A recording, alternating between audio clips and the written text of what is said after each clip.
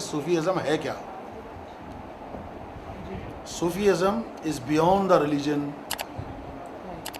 Sufi ism is not a ism بلکہ this is a therapy of humanity. انسان کی ترقی کا راستہ پار کرنے کا ایک طریقہ ہے.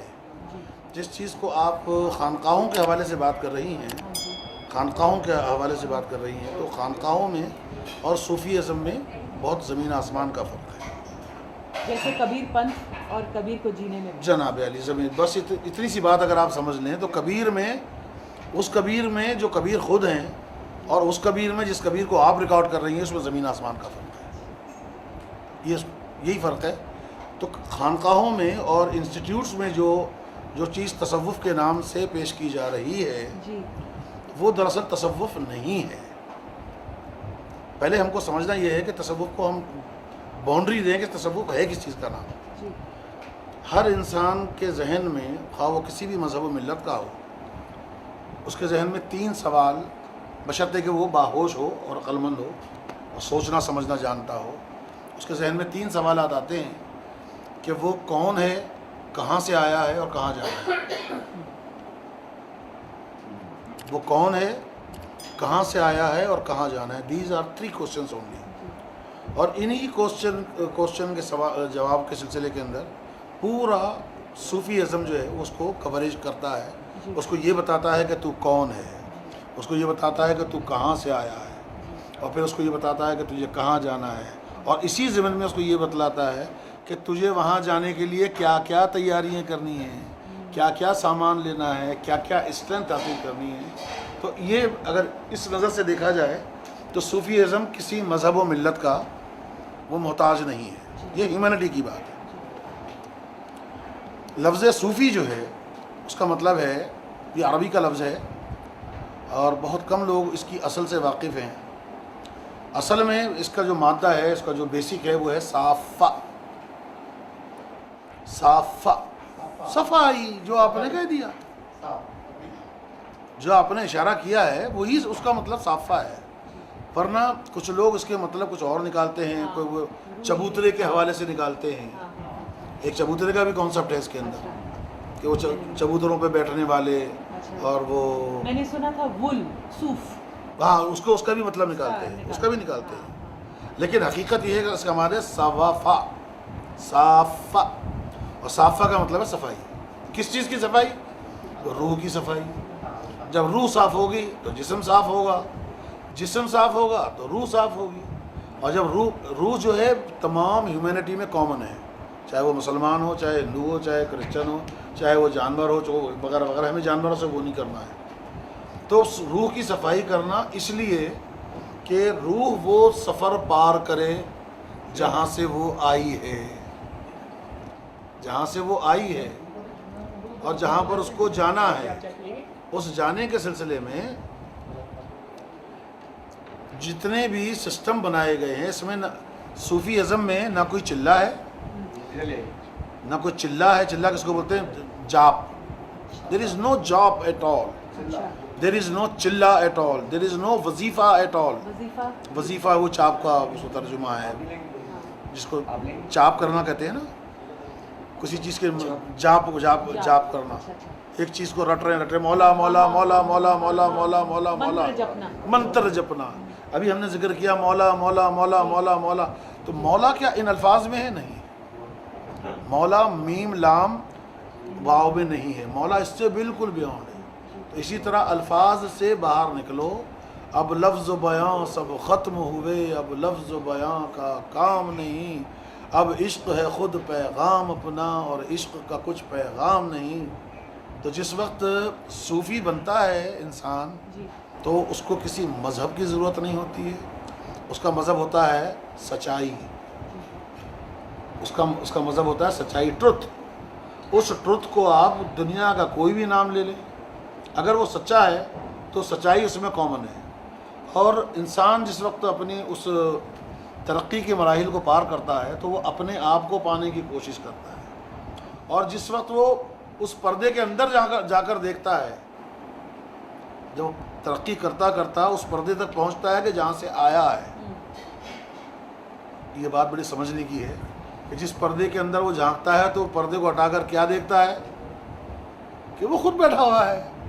تو جہاں سے آیا ہے وہاں تک پہنچ گیا. اور اس کا نام جو ہے وہ روحانی تسکین ہے, اسپریچول سیٹسفیکشن ہے. اور جس بندے کو, انسان کو اسپریچول سیٹسفیکشن حاصل ہوتی ہے تو اس کو نہ کپڑوں کی فکر ہوتی ہے, نہ لتے کی فکر ہوتی ہے. لوگ اس سوچ کو, آرتھوڈاکس اسلام اس سوچ کو قبول کرتی ہے کہ نہیں؟ آرتھوڈاکس اسلام میں آرتھوڈاکس کوئی چیز نہیں ہے.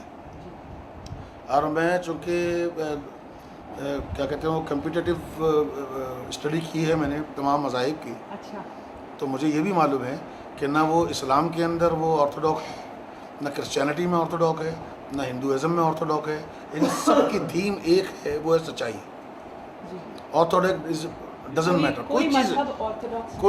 کوئی چیز آرتھوڈاکس نہیں ہوتی ہے. آرتھوڈاکس وہ لوگ بناتے ہیں کہ جو ان مذہب کے اصولوں کا سودا کر رہے ہوتے ہیں, جو مذہب کو اپنے مرضی کے مطابق بنا کر اپنی شخصیت کو مذہب کے اوپر لیبل کرنا چاہتے ہیں. That is orthodox. مسجد بھی سمبل ہے, مندر سمبل ہے. اور اگر سمبل کو لے کر چلیں نا تو میرے والد صاحب قبلہ فرماتے تھے, جنہوں نے میری تربیت فرمائی, لفظ اللہ بھی سمبل ہے. لفظ اللہ, اللہ جو ہے, جو اس کائنات کا پیدا کرنے والا ہے, وہ بھی کسی قید میں نہیں آ سکتا. تو الف لام لام ہے کہ آپ نے اللہ کو قید کر لیا؟ نہیں. ایک چیز کو شبنم جی سمجھنے کی کوشش کریں کہ ایک چیز ہوتی ہے جس کو کہتے ہیں 3 ڈائمینشنل ویو.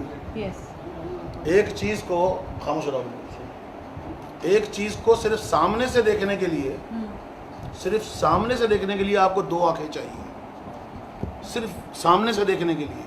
جبکہ ہر چیز کے کم از کم 6 پہلو ہوتے ہیں, سامنا, پیچھا, دایاں, بایاں, اوپر اور نیچے. ایک چیز کو صرف باہر سے اوپر دیکھنے کے لیے آپ کو 12 آنکھیں چاہیے, 12 آنکھیں چاہیے. اور آپ 2 آنکھوں سے ایک چیز کو نہیں دیکھ سکتے ہیں, تو وہ جو انفینٹی پر کھڑا ہوا ہے, جو آنکھوں سے نظر نہیں آ سکتا, تو اس کو آپ ان آنکھوں سے کیسے دیکھ سکتے ہیں؟ ان کو بصارت سے نہیں, بصیرت سے دیکھا جاتا ہے. ایک چیز ہوتی ہے لکنگ پاور, جس کو کہتے ہیں سائٹ, سائٹ. اور ایک ہوتی ہے بصیرت, جس کو کہتے ہیں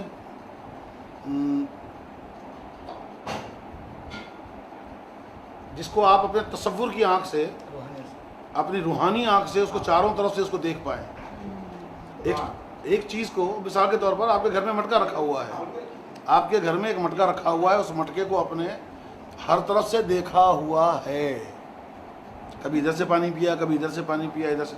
اب جب آپ تصور میں لاتے ہیں اس کو, تو آپ کو ہر طرف سے وہ نظر آ جاتا ہے. لیکن اگر ان آنکھوں سے دیکھنے کی کوشش کریں گے تو مٹکا صرف سامنے سے ایک حصہ نظر آئے گا. تو یہ تصوف کی بنیاد ہے, دیکھنے کی بنیاد ہے کہ آپ کسی چیز کو جب غور سے دیکھنے کی کوشش کرتے ہیں تو آپ اپنی ان آنکھوں کو بند کر لیتے ہیں. کرتے نہیں کرتے. ابھی اگر آپ کو پتہ چلے کہ جی مجھے فلانی جگہ پر جانا ہے, تو یار ان کا راستہ کیا ہے, آپ نے تو آنکھیں بند کر کے دیکھا جاتا ہے. آنکھیں بند کرنے سے مراد یہ ہے کہ آپ کو اپنا یہ جسم چھوڑنا پڑتا ہے, یہ نام چھوڑنا پڑتا ہے, یہ کائنات چھوڑنی پڑتی ہے. ایک چیز کو دیکھنے کے لیے اس کم از کم اس جیسا ہونا پڑتا ہے. اور کبیر جو ہے, کبیر اور اس قسم کے بزرگ جتنے بھی گزرے ہیں, انہوں نے اس ذات کو 180 ڈگری پر دیکھا ہے, ہر طرف سے.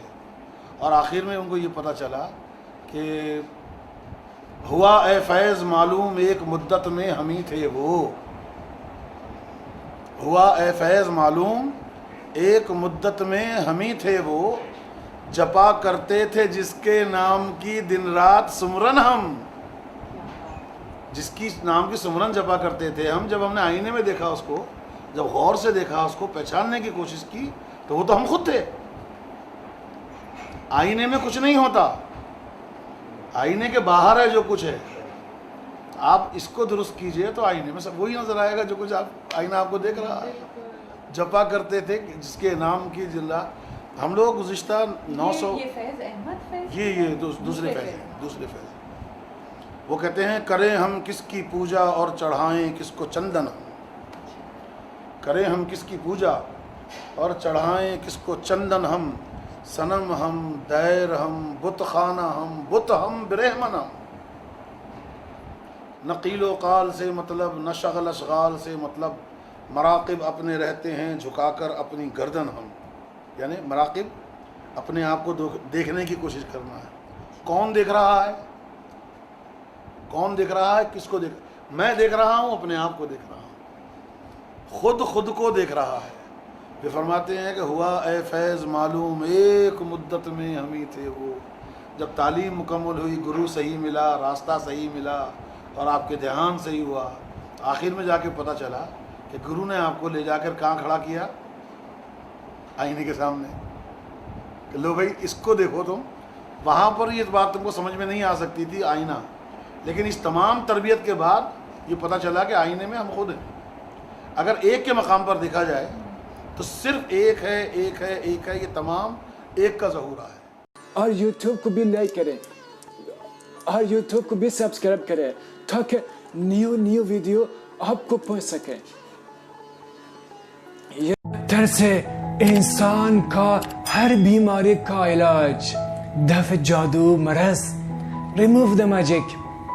اللہ کے ولی حضرت شمس الدین تبریزی نے فرمایا جو ہر طرح پریشانی میں مبتلا ہے، گھر میں برکت نہیں ہے، بزنس میں برکت نہیں ہے، جادو جنات سے پریشان ہے، اس کی شادی نہیں ہو رہی ہے، اچھی رشتہ نہیں مل رہا ہے، اور جو دوسرے ملک میں جانے چاہتے ہیں اس کو ویزے کی پرابلم ہے، اور جو اس کا کیس دوسرے ملک میں قبول نہیں ہو رہے ہے، گھر میں گھر والے کے ساتھ محبت نہیں ہے، جھگڑا ہے، ہر طرح بیماری ہے، جس طرح مصیبت، جس طرح حاجت ہے، اگر آپ چاہتے ہیں کہ آپ کی حاجت قبول ہو جائے ہے، آپ منت رکھو، نظر رکھو، اگر آپ کی حاجت قبول ہو جائے، میں نے خواجہ ظریف چشتی کا مدرسہ مرکز تعلیمات صوفیہ کو پیسے سے سپرد کروں گا۔ اتنے پیسے بچوں کے مدرسے کے لیے ہی، مدرسے کی تعمیر کے لیے ہی، جو پرچم سنیت، پرچم امام حسین، پرچم اہل بیت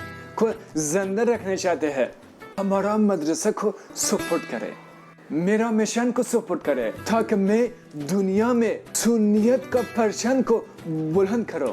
ایک بڑا مدرسہ ہم بنانے والے ہیں، اس کا نام ہے مدرسہ خواجہ ظریف چشتی، مرکز تعلیمات صوفیہ، مرکز تعلیمات امام حسین۔ اگر آپ کو زکوٰۃ ہے، صدقات ہے، جو بھی دینے والے ہو، ہمارا سپورٹ کرنے کے لیے ہی ہمارا واٹس ایپ نمبر یہ ہے، یہ واٹس ایپ کو میسج کرو، لکھ دو، ہم آپ کو اکاؤنٹ نمبر دیں گے، ہمارا مدرسہ کو سپورٹ کرے۔ اللہ سبحانہ تعالیٰ سب کا آپ کی دعا قبول کرے گا، آپ کی زندگی سے ہر بلا، ہر مصیبت بھی آنے والا ہوگا، سب ختم ہو جائے گی۔ ہمارا دعا ہے جو ہمارا سپورٹ کرے، اللہ اس کو دین و دنیا سے مال مال کرے۔